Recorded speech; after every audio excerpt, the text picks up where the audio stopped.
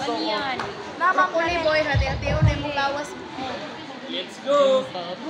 Ya, gusto mo doon. Ijuan ko na mo, Loy. Sa pagbansang pagkakaunlad. Ang wika ay hindi lamang isang simpleng paraan ng pagkikipag-usap kundi isa rin makapangyarihang kasangkapan sa pagtataguyod ng isang bansang malaya, maunlad at may pagkakakilanlan. Sa Pilipinas, ang wikang Filipino ang nagsisilbing puso ng ating kultura at pagkabansa. Sa pamagitan nito, naipahayag natin ang ating damdamin, kaisipan, at mga hadikain bilang isang sambayanan. Ang wikang Filipino ay may malaking papel sa pag-unlad ng ating bansa.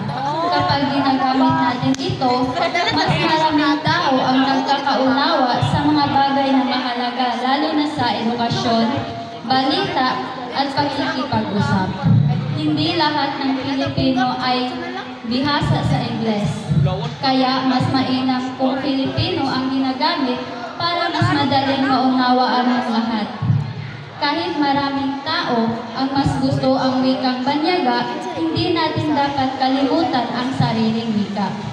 Dito nagsisimula ang tunay na pagmamahal sa bayan.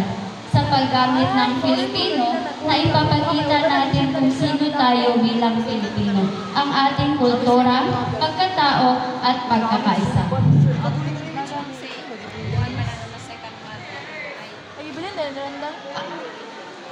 Hello.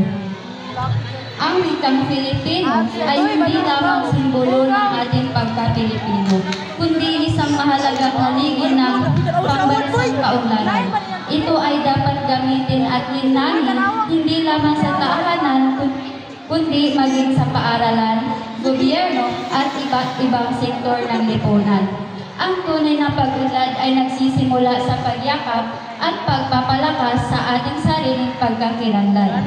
At ang wika ay ang pundasyon nito. Kung nais nating maging isang tunay na maunlad at malayang bansa, dapat natin mahalin, gamitin at ipaglaban ang wikang Filipino.